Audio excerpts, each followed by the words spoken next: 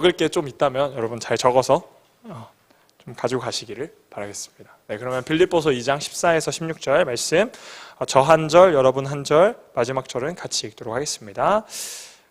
모든 일을 원망과 시비가 없이 하라.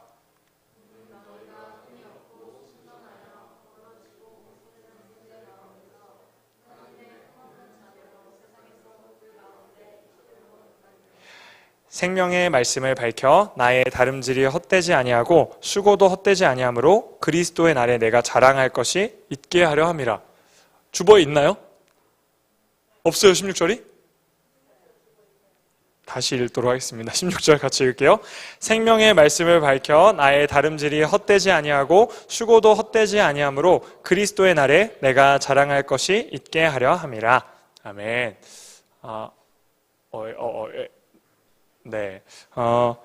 여러분, 이제 우리 청년부 예배가 시작된 지 이제 2주 차죠? 지난주 한 주 쉬고, 이제 두 번째 함께 모였는데, 진짜 오랜만에 저는 3부 예배 설교를 하는 것 같아요. 네, 거의 한 2년 만에 수많은 사람들이 거쳐가고 제가 다시 왔는데, 그래서 이제 올해 처음 이 청년부 예배 설교를 제가 맡으면서, 어떤 말씀을 전할까 이렇게 생각하다가, 이제 여러분들은 잘 모르셨겠지만 작년 11월부터 이미 정해져 있던 저희 청년부의 표어가 있습니다. 여기 이렇게 화면 왼쪽 끝에 보시면 적혀 있고 또 주보에도 어딘가 이렇게 적혀 있는데 뭘까요? 뭘 어떻게 읽어야 될까요? 그죠? 읽기가 좀 발음이 어렵더라고요. 그래서 저는 안 읽고 넘어가도록 하겠습니다. 일단 이 말의 뜻은 불을 밝히다 이런 뜻이에요. 촛불을 밝히다. 라이터를 켜다 이런 불을 밝히다는 뜻인데 저는 이제 기도하면서 작년 말에 우리 청년부를 두고 생각하면서 우리가 이 땅 가운데 좀 불을 밝히는 사람들로 살아갔으면 좋겠다. 그리고 서로가 제가 뒤에 이제 배경에 저렇게 촛불을 좀 놨잖아요. 서로가 서로의 불을 좀 밝혀줄 수 있는 또 이 세상의 불을 좀 밝힐 수 있는 그런 공동체가 됐으면 좋겠다 하는 마음으로 라이트 이론, 라리론 그렇죠? 네, 정해봤습니다. 그래서 오늘 저희가 함께 볼 이 빌립보서 본문은요, 우리가 너무나 잘 알고 있는 바울 사도가 이제 빌립보 교회에 쓴 편지예요, 편지. 이 바울은 지금 복음을 전하다가 로마 감옥에 갇힌 상황입니다. 로마 감옥에 갇혀 있는 상황이에요. 근데 그 감옥에 갇힌 상태에서 사도 바울 자신이 개척하고 또 양육까지 했던 이 빌립보 교회에게 이 빌립보서를 쓰고 있는 것이죠. 흔히 이 빌립보서는요, 기쁨의 서신이라고 불립니다. 기쁨의 서신. 왜냐하면 기쁨이라는 단어가 되게 많이 나와요. 이 빌립보서를 보면은. 근데 아까 방금 제가 말한 것처럼 바울은 지금 감옥에 있는 상황입니다. 그는 비록 감옥에 있었지만 바울은 계속해서 본인이 하나님 안에서 기쁨을 누리고 있다라는 것을 되게 고백하는 서신의 내용들이 되게 많이 나와요. 그리고 자신이 그 기쁨을 누리고 있을 뿐만 아니라 이 편지를 받아볼 그 빌립보 성도들 또한 그 기쁨에 참여할 수 있다라는 것을 바울은 계속해서 강조하고 있습니다. 너희도 참여할 수 있다. 그리고 너희도 참여했으면 좋겠다. 이렇게 권면하는 편지가 빌립보서의 주된 내용이에요. 그 중에서도 이제 우리가 함께 오늘 본 이 2장의 내용들은요. 그러니까 빌립보서 2장의 내용은 구원의 기쁨에 대한 내용입니다. 구원의 기쁨. 하나님의 은혜로 구원을 얻게 된 우리 이 신자들이 어떻게 그 구원의 기쁨을 누리면서 살아갈 수 있을지, 또 그 기쁨에 어떻게 우리가 참여할 수 있을지에 대한 내용이 바로 빌립보서 2장의 내용입니다. 그래서 우리가 오늘 읽지는 않았지만 이 빌립보서 2장 앞부분 1절부터 이 전반부의 내용을 보면요, 그리스도께서 우리에게 어떻게 구원을 이루어내셨는지를 바울이 우리에게 잘 제시해 줍니다. 그분이 어떤 사역과 어떤 본을 보여주시면서 우리를 구원해내셨는지를 보여줘요. 그러면서 바울이 이렇게 얘기합니다. 너희는 그리스도의 마음을 품어야 된다. 우리에게 보여주신 그 그리스도의 본을 따라서 우리 또한 그 구원의 기쁨을 누리면서 살아가야 한다라고 말합니다. 그렇게 이제 2장 전반부의 내용이 흘러가고요. 이제 오늘 우리가 함께 본 이 말씀은요, 바울이 그리스도인의 아주 중요한 정체성 하나를 제시하고 있는 내용입니다. 우리의 중요한 정체성 하나를 지금 제시하고 있어요. 그게 뭐죠? 제가 계속 그 단어를 아까부터 엄청 많이 얘기했는데 성경에서 많이 나오는 이미지죠. 이제 빛이라는 이미지, 이 빛의 정체성을 사용하면서 사도 바울은 우리의 정체성을 설명해 주고 있는 것입니다. 그래서 우리가 오늘은 이 빛으로 부름받은 우리의 정체성에 대해서 또 그 빛으로 부름받은 우리의 기쁨에 대해서 좀 나눠보려고 합니다. 우리 15절 말씀을 우리 한 번 더 같이 한 목소리로 읽어보도록 할게요. 15절. 이는 너희가 흠이 없고 순전하여 어그러지고 거스르는 세대 가운데서 하나님의 흠없는 자녀로 세상에서 그들 가운데 빛들로 나타내며. 아멘. 바울은 오늘 말씀에서 빌립보 교회가 또 빌립보 교회뿐만 아니라 이 하나님을 믿는 자들이 이 세대 가운데 빛들로 나타나야 한다라고 지금 말을 하고 있습니다. 여러분, 빛이라는 게 무엇일까요? 빛들로 나타난다는 게 어떤 뜻일까? 오늘 말씀을 보면 잘 알 수 있습니다. 오늘 말씀을 보니까 흠이 없고 순전해서 하나님의 자녀다운 삶을 살아가는 사람들이 빛들로 나타내는 사람이다라고 이제 바울은 이야기합니다. 다시 한번 얘기하면 흠없고 순전한 하나님의 자녀다운 삶이 하나님의 빛으로 부름받는 삶과 동의어라고 볼 수 있는 것이죠. 그런데 우리가 이 빛된 우리의 정체성을 보기에 앞서서 먼저 봐야 할 것이 있습니다. 그것은 이제 15절에 나오는 세대, 세상 이런 단어를 먼저 봐야 되고 또 그리고 가운데라는 단어를 봐야 합니다. 세대, 세상 그리고 가운데 이 두 가지를 먼저 우리가 보려고 해요. 먼저 바울은요. 우리가 살아가는 세대, 바울이 살아가고 있던 그 세상이 어그러지고 거스르는 세대다라고 말하고 있습니다. 어그러지고 거스르는 세대다. 이것은 이 바울 사도뿐만 아니라 성경 말씀이 말하고 있는 이 세상에 대한 평가이기도 합니다. 성경은 이 세상에 대해서 이야기할 때 또 세상에 대해서 판단할 때 어그러지고 거스르는 세대다라고 판단하고 있다라는 것이죠. 즉 우리가 살아가고 있는 이 세상, 우리가 속해 있는 이 세대가 왜곡되고 깨어져 있을 뿐만 아니라 잘못된 방향으로 가고 있다라고 성경은 말하고 있습니다. 여러분, 오늘 이 바울의 빌립보서 말씀뿐만 아니라 비슷한 표현이 등장하는 다른 성경의 구절이 또 있어요. 이 세대에 대해서, 이 세상에 대해서 말하는 비슷한 평가가 나옵니다. 어디냐면 신명기 말씀에 보면은 나와요. 제가 한번 읽어드릴게요. 그들이 여호와를 향하여 악을 행하니 하나님의 자녀가 아니요 흠이 있고 삐뚤어진 세대로다. 이렇게 신명기 말씀을 보니까 비슷한 내용들이 나옵니다. 이 신명기 말씀은요, 지금 모세가 그 이스라엘 백성의 지도자였던 모세가 광야에서 방황할 때 하나님께 대항했던 백성들, 하나님을 버리고 우상을 섬겼던 그런 이스라엘 백성들을 보면서 내렸던 평가가 이 신명기 32장의 말씀입니다. 그러니까 너희들이 광야 가운데서 살아갈 때 하나님이 아닌 다른 것들을 붙잡고 하나님께 악을 행하니 너희는 하나님의 자녀가 아니고 흠이 있고 삐뚤어진 세대다라고 이제 모세가 이야기하고 있는 것이죠. 결국 조금 정리하자면 이 어그러지고 거스르는 세대라는 말은요, 하나님을 떠나서 하나님의 창조 목적을 떠나서 하나님의 주인 되심을 거부한 상태가 바로 어그러지고 거스르는 세대라고 볼 수 있습니다. 조금 더 간단하게 정리하면 하나님의 통치를 거부한 상황이 바로 거부한 세대가 어그러지고 거스르는 세대다라는 것이죠. 여러분, 우리가 살아가는 세상도 이러한 바울 혹은 모세의 평가와 다르지 않죠. 우리가 살아가는 세상들을 우리가 함께 볼 때 이 세상도 비슷한 것 같습니다. 우리가 살아가는 세상도 어그러지고 거스르는 세대가 아닐까 싶어요. 이 세대 또한 역시 하나님의 주인 되심을 버리고 또 그분의 사랑과 은혜를 누리기보다는 그저 자기중심성에 빠져서 자기의 계획을 따라 살아가는 문화가 아주 팽배해 있죠. 더 막 말해봤자 그죠? 입만 아픈 얘기죠. 다들 많이 들어보셨을 것 같아서 여튼 우리가 살아가는 세대 또한 어그러지고 거스르는 세대와 별반 다를 바 없다. 아니 그냥 어그러지고 거스르는 세대다라는 겁니다. 지금 바울이 이 빌립보 교회에게 말했던 그 흠없고 순전한 사람들, 그 하나님의 자녀다운 삶을 우리가 빛된 삶이라고 볼 수 있다면 반대로 바울이 평가하고 있는 이 세상, 이 어그러지고 거스르는 가운데 하나님을 버린 세대는 어두움의 세대라고 볼 수 있는 것입니다. 흠없고 순전한 빛의 삶이 아닌 하나님을 버린 어두움 세상 가운데 우리가 살아간다라는 것이죠. 근데 우리가 여기서 더 볼 수 있는 것은요, 우리가 살아가는 이 세상뿐만 아니라 우리가 속해 있는 이 교회 안에도 이 어두움의 세대가 나타나고 있다라는 겁니다.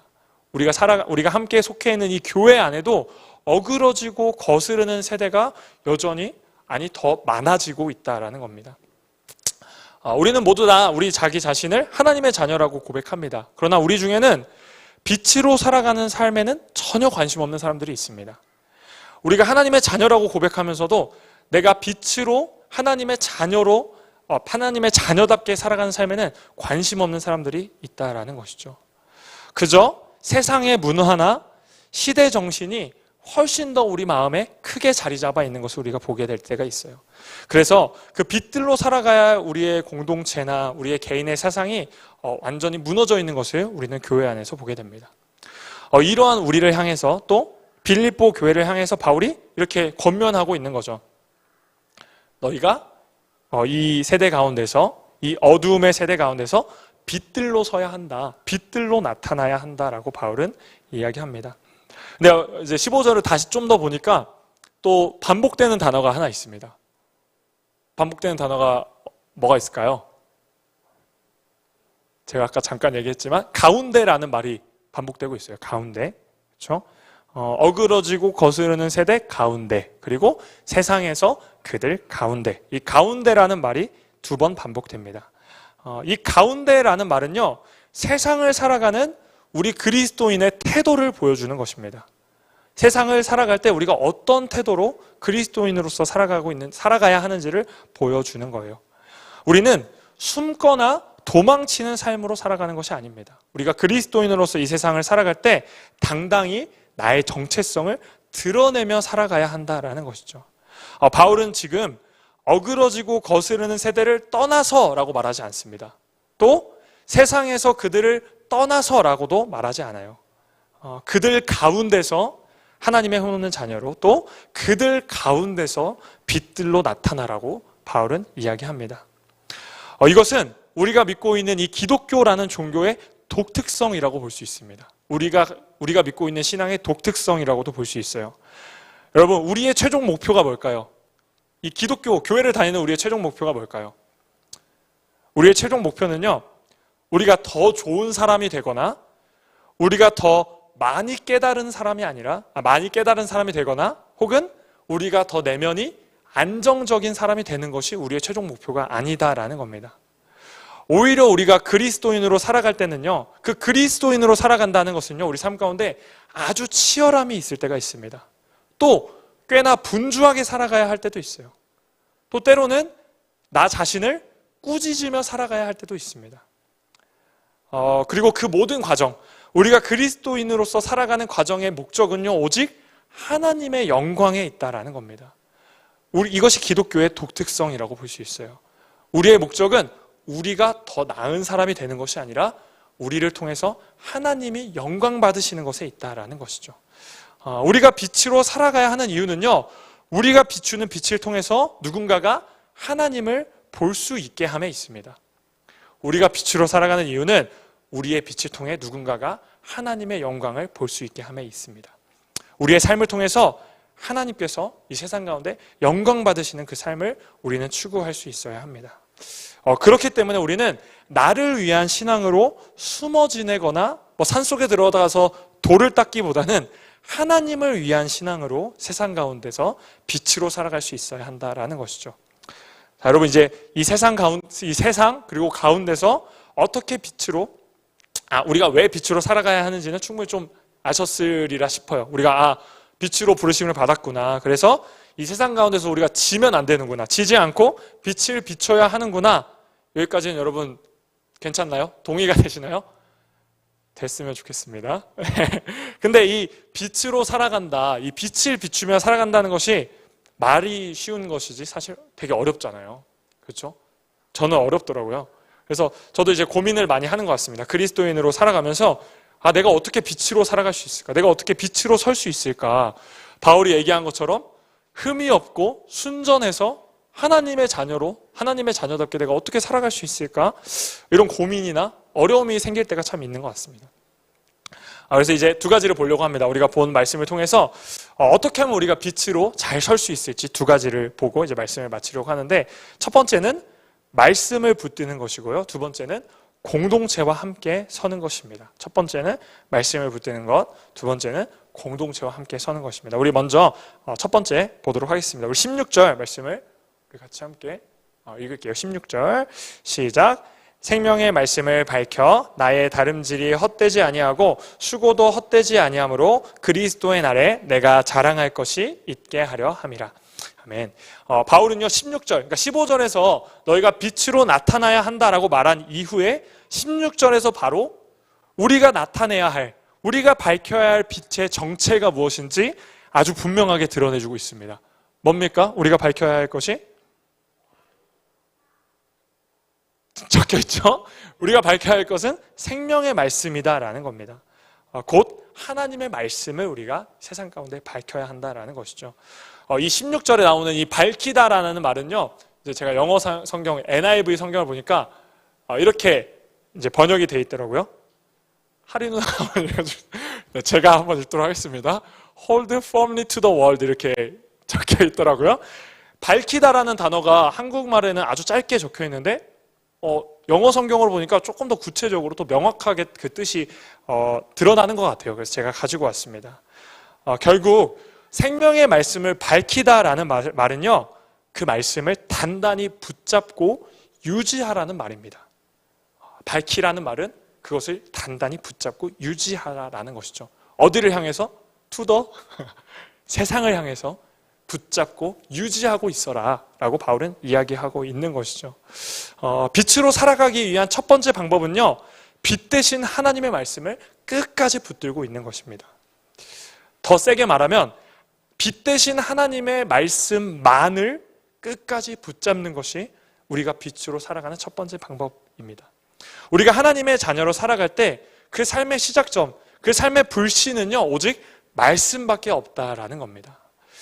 우리는 이 세상을 살아갈 때 이 빛으로 살아가기 위해서 때로는 의무감으로 살아갈 때가 좀 있는 것 같아요. 우리가 교회 다니고 그리스도인으로 살아갈 때 우리가 빛으로 살아간다는 것이 나의 의무다라고 생각하면서 수많은 행동들을 노력할 때가 있습니다. 뭐 배려도 해줘야 되고, 그죠? 사람들한테 착하게 보여야 되고. 여러분 다 착하게 잘 보이시나요? 친구들한테? 저는 좀 실패한 것 같아요.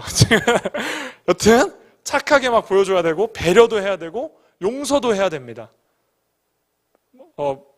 순서도 양보해줘야 되고, 인내해줘야 되고, 막 이해해줘야 되고, 내 유익보다는 상대방의 유익을 먼저 바라보면서 그것이 막 그렇게 살기 위해서 우리가 엄청 애쓰며 살아가게 되잖아요. 그러니까 한마디로 말하면 우리는 엄청나게 윤리적인 삶을 살려고 노력한다라는 겁니다. 빛된 삶을 살아가야 한다라고 할 때 우리는 자연스럽게 수많은 윤리적인 의무들이 우리의 뒤로 따라온다라는 것이죠. 그래서 되게 노력합니다. 우리는 그 윤리적으로 살아가기 위해서, 그 성경에 말하는 수많은 것들을 막 지키기 위해서, 그것이 흠없고 순전하다라고 생각하면서 윤리적인 사람으로서 살아가기 위해 애쓴다라는 것이죠. 그런데 만일 우리의 그 삶 가운데, 우리 노력하는 우리의 삶 가운데 말씀이 없다면, 하나님의 말씀이 없다면 우리의 노력이 그저 인간적인 노력에 지나지 않게 된다라는 것이죠. 그냥 내가 좋은 사람 되고 끝난다라는 겁니다. 내가 좋은 사람 되고 끝나는 건데 사실 잘 되지도 않아요. 그렇죠? 저는 잘 되지 않고 있습니다. 그래서 이것은요, 그러니까 그저 윤리적인 의무를 다하는 것이 빛된 삶이라고 생각하며 살아가는 것은요, 생명의 말씀을 밝히는 삶이 아니라 나의 노력의 불꽃을 밝히는 삶이라는 겁니다. 그리고 우리가 그렇게 밝히기 위해 애쓰는 그 노력의 불꽃에는요, 불씨가 없습니다. 불씨 없이 그냥 금방 꺼지게 될 불꽃에 지나지 않을 것이라는 겁니다. 반면에 우리가 말씀을 붙들 때 어떤 일이 일어날까요? 우리가 말씀의 불씨를 붙들 때 우리는 어떤 일이 일어나냐면요, 우리가 붙들고 있는 그 말씀이 우리를 복음으로 인도한다라는 겁니다. 우리가 생각하는 그 의무와 윤리적인 삶은 우리를 의무와 죄책감으로 인도합니다. 그러나 우리가 말씀을 붙들 때 그 말씀은 우리를 예수 그리스도께로 인도하신다라는 것이죠. 그분의 십자가의 복음을 붙들고 우리로 하여금 진정한 생명의 삶으로 나아가도록 만들어줍니다. 비록 우리는 어둠 가운데 어그러지고 거스르는 세대 가운데 하나님을 거부하는 사람들이었지만, 그리스도께서 우리에게 그 빛을 비춰주심으로 비로소 우리는 어둠에서 생명으로 나아갈 수 있게 된다라는 겁니다. 그래서 우리가 말씀을 끝까지 붙들고 그 말씀 안에서 그분의 사랑을 누리고 예수님의 마음을 알아가야지만 우리가 빛된 삶을 살아가는 발걸음을 내디딜 수 있다는 것이죠. 그렇게 우리가 예수님의 마음을 더욱더 알아가면서 우리는 의무적인 노력이 아니라 자발적인 순종으로 나아갈 수 있게 된다는 겁니다. 여러분, 복음의 불씨가 우리 가운데 살아있다면요, 우리의 신앙이나 우리의 삶이 바람에 흔들릴 수 있습니다. 그래서 마치 꺼져가는 것처럼 보일 수 있어요. 그렇지만 복음의 불씨가 우리 가운데 살아있다면 흔들릴 수는 있지만 꺼지지 않는 빛으로 비추게 될 것이라는 겁니다. 때문에 우리는 이 말씀을 붙들고 하나님을 알아가는 것에 애써야 합니다. 그리고 말씀을 붙들고 예수 그리스도의 은혜를 더욱더 풍성히 누리며 살아가는 것이 중요하다라는 것이죠. 이것이 바로 생명의 말씀을, 홀드라고 적혀있죠. 생명의 말씀을 붙잡는 것이 바로 이 복음의 불씨를 우리 삶 가운데 살려내는 것이라는 것이죠. 그래서 저는 이제 이 말씀을 준비하고 이제 올 한 해 우리 청년부를 생각할 때, 올 한 해 가운데 우리 안에 이 복음의 불씨가 계속해서 커져가는 한 해가 되면 좋겠다라는 생각을 하게 됐습니다. 우리 한 사람 한 사람이 정말 말씀을 붙들고 그 말씀 가운데서 그 예수 그리스도의 복음을 날마다 묵상하는 우리 한 사람 한 사람이 되면 좋겠어요. 그래서 그분의 사랑을 더 깊이 누리고 또 나 또한 예수님을 깊이 사랑하면서 정말 그분의 은혜와 복음의 능력을 우리의 삶 가운데 좀 진하게 우려내는 그런 올 한 해가 되면 좋겠다, 이런 생각을 했습니다. 그래서 우리가 올 한 해 우리가 함께 살아갈 때 이 어두운 세대 가운데서 내가 만들어낸 불꽃이 아니라, 내가 만들어낸 연약한 불꽃이 아니라 정말 하나님께서 나에게 비춰주신 그 빛, 그 영원히 꺼지지 않는 복음의 빛을 우리가 다 밝혀내는 여러분이 되면은 좋겠습니다. 네, 여러분 첫 번째 이렇게 봤고요. 이제 두 번째, 빛된 삶으로서 살아가는 두 번째는요, 견고한 공동체와 함께 서가는 것입니다. 견고한 공동체와 함께 서가는 것이 빛으로 살아가는 두 번째 방법입니다. 우리 14절 말씀을 우리 한 번 또 한 목소리로 읽을게요. 14절 시작. 모든 일을 원망과 시비가 없이 하라. 아멘. 여러분, 제가 잠깐 아까 이야기했지만 이 바울은 감옥에서 빌립보 교회를 향해서 이 빌립보서 편지를 썼습니다. 근데 이 바울의 편지를 받는 이 빌립보 교회의 상황이 그다지 좋지 않았어요. 제가 자세히 나누진 않지만 이 빌립보 교회의 상황이 어땠냐면요, 내부적으로는 분열이 일어나고 있는 상황이었습니다. 내부적으로 이 빌립보 교회는 분열을 겪고 있었어요. 왜냐하면 유오디아라는 사람과 순두계라는 사람, 이 두 여성의 리더십이 충돌하고 있는 상황이었습니다. 그래서 오늘 말씀이 아니라 이제 다른 말씀을 보면은 그에 대한 바울의 조언도 나오는데, 여튼 지금 빌립보 교회는 리더십의 충돌 때문에 분열을 겪고 있는 상황이었습니다. 또 외부적으로는요, 계속해서 교회를 향한 그 로마 제국의 핍박을 받고 있는 상황이었어요. 바울이 복음을 전하다가 감옥에 갇힌 것처럼 이 빌립보 교회를 향한 로마 제국의 수많은 핍박과 이제 방해, 그리고 이방 문화의 간섭, 이방 문화의 유입이 계속해서 있었습니다. 그래서 빌립보 교회 상황이 그렇게 좋지 않았어요. 그리고 바울 또한 감옥에 갇힌 상태로 이 편지를 보내고 있습니다. 바울은 육체의 연약함을 아주 많이 지니고 있는 사람이었어요. 여러 질병들을 지니고 있었고, 또 이 감옥에 갇힌 상태로 자신이 언제 죽을지도 모르는 상황 가운데 지금 놓여 있었습니다. 이런 상황 가운데서, 이러한 정황 가운데서 이 빌립보서를 바울은 쓰게 됩니다. 아까 얘기했듯이 바울은 그럼에도 불구하고 기쁨에 대해서 논합니다. 그리고는 더욱더 견고하게 너희가 또 더욱더 적극적으로 너희가 빛의 공동체로 살아가야 한다라는 것을 권면하고 있는 것이죠. 그래서 빌립보서 2장 12절의 말씀을 보면요, 제가 읽어드릴게요. 그러므로 나의 사랑하는 자들아, 너희가 나 있을 때뿐 아니라 더욱 지금 나 없을 때에도 항상 복종하여 두렵고 떨림으로 너희 구원을 이루라 라고 바울이 계속해서 빌립보 교회 공동체에게 권면하고 있는 것이죠. 나 있을 때만 아니라 너희가 나 없을 때에도 그 두렵고 떨리는 마음으로 계속해서 구원을 이뤄라, 이렇게 이야기합니다. 근데 여기서 이 구원을 이루라는 말이 어떤 뜻이냐면, 우리 스스로 구원을 이뤄갈 수 있다라는 뜻은 아니에요. 제가 이걸 좀 더 여러분께 쉽게 설명하자면 이런 말입니다. 주님께서 주신 그 구원의 불씨를 꺼뜨리지 말라라는 뜻이에요. 그러니까 주께서 우리에게 그 구원의 등불을 주셨는데 너희가 두렵고 떨림으로 그 구원의 등불을 꺼뜨리지 말고 살아가라라는 뜻입니다. 그리고 그렇게 하기 위해서 그 구원의 불씨를 꺼뜨리지 않기 위해서 너희가 공동체로서 함께 이뤄가야 할 것이 있다라고 계속해서 강조하는 것이죠. 우리가 방금 읽은 이 14절에 모든 일을 원망과 시비 없이 하라는 것은요, 주님께서 주신 그 공동체 가운데 하나 되기를 힘쓰라는 권면입니다. 바울은 지금 빌립보 교회가 더욱더 하나가 되기를 원하고 있습니다. 이 어둡고 어그러지고 거스르는 세상 가운데서 빌립보 교회가 예수 그리스도를 닮아가는 공동체로 자라가야 한다라고 바울은 이야기하고 있는 것이죠. 여러분, 성경을 보면요, 이 원망과 시비를 밥 먹듯이 했던 사람들이 있습니다. 여러분, 생각나는 사람들이 있나요? 성경 안에 있는 인물들 중에? 답변을 드릴 생각 없었습니다. 어떤 사람들이었냐면 바로 아까 우리가 잠깐 봤던 광야의 이스라엘 백성들이었어요. 광야를 헤매던 그 출애굽 백성들은요, 계속해서 원망과 시비를 밥 먹듯이 했던 사람들이었습니다. 하나님께서는 그들을 구원받은 백성으로 불러주셨어요. 또 하나님의 공동체로 세워주셨습니다. 그렇지만 이스라엘 백성은 아주 쉽게 하나님을 저버리는 모습을 보이게 됩니다. 오히려 그 이스라엘 그 광야 공동체 가운데 원망과 불순종의 문화가 자리 잡게 되는 것을 우리는 성경을 통해 볼 수 있습니다.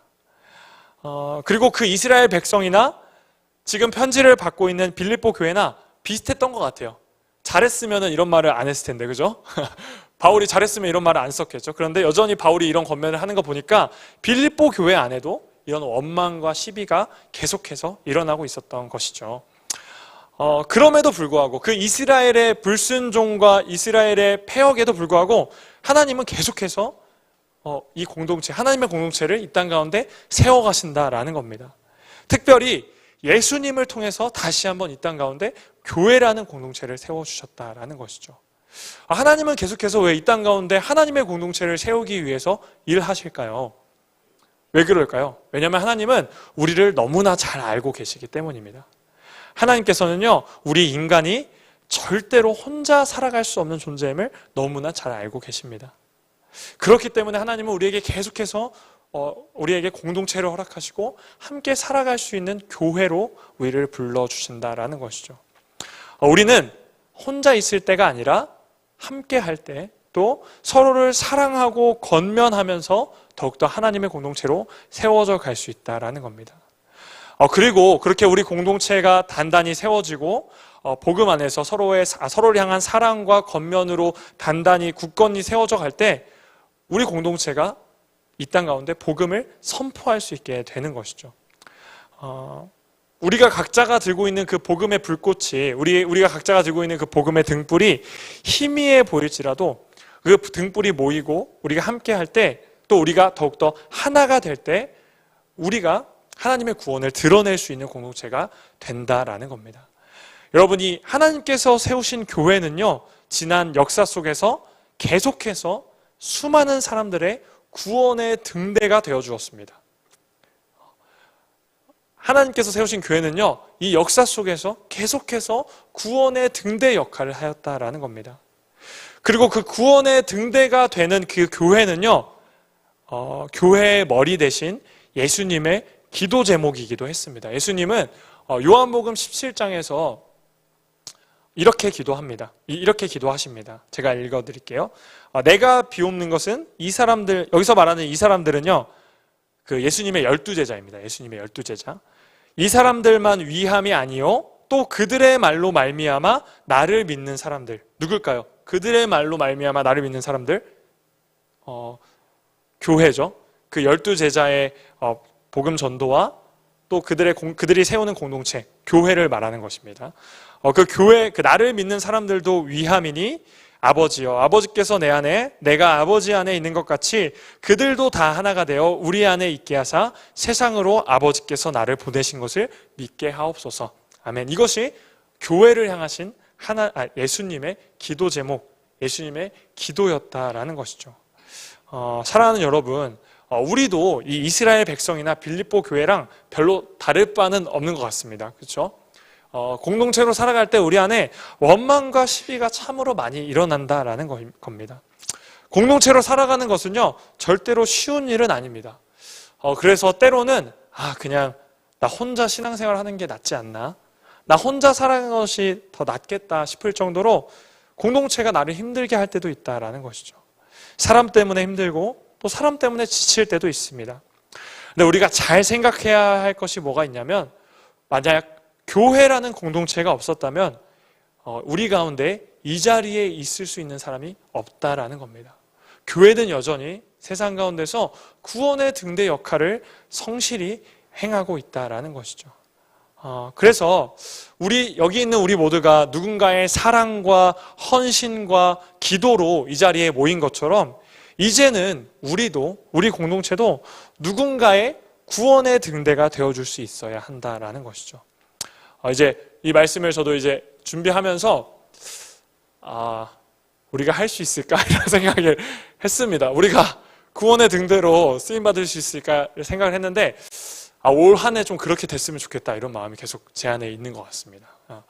우리가 복음의 등불을 각자 들고 함께 모일 때 하나님께서 우리 공동체를 사용하여 주시지 않을까, 이 땅 가운데 정말 복음이 필요하고 구원이 필요한 그 한 영혼을 우리에게 보내주시지 않을까, 이런 생각을 하고 기도를 하게 됩니다. 그래서 우리가 더욱더 정말 함께하고 또 하나가 되어서 정말 세상 가운데 그 복음의 빛을 비춰주는 구원의 등대로 하나님의 공동체로 세워져가는 저와 여러분이 되면 좋겠어요. 그래서 한 영혼을 찾고 한 영혼을 건져내고 한 영혼을 하나님의 빛 가운데로 인도할 수 있는 그런 공동체가 우리가 되었으면 좋겠습니다. 이제 말씀을 여러분 마치려고 합니다. 우리는요, 아주 풍진 세상을 살아가고 있습니다. 우리가 살아가는 세상은요, 어그러지고 거스르는 정말 칠흑 같은 어둠이 온 지면에 깔린 듯한 그런 세상이에요. 그런데 이러한 세상 가운데서 어둠 가운데 있던 우리를 주님은 빛이라고 불러주셨습니다. 주님은 우리를 빛으로 불러주세요. 구원받은 자들로서 빛으로 살아가는 기쁨이 무엇인지, 그 복음의 등불을 들고 구원의 등대로서 살아가는 기쁨이 무엇인지 우리에게 알려주고 계십니다. 여러분, 우리는요 모두 그 복음의 등불을 받았습니다. 이 불은요 오직 하나님의 말씀을 붙들 때에만 활활 타오를 수 있어요. 또 이 주님은요 우리를 교회로 불러주셨습니다. 나 혼자서는 이 세상을 밝혀내기가 쉽지는 않지만, 그리스도께서 세우신 교회는 여전히 구원의 등대로서 빛이 필요한 자들에게 빛을 비춰내고 있다라는 겁니다. 그리고 마침내 우리가 그렇게 복음의 등불을 들고 구원의 등대로서 살아갈 때, 우리는 언젠가 그리스도의 찬란한 그 빛, 그 하나님의 영광을 보게 될 것입니다. 우리가 아까 읽었던 16절 말씀에서 바울은 이렇게 고백합니다.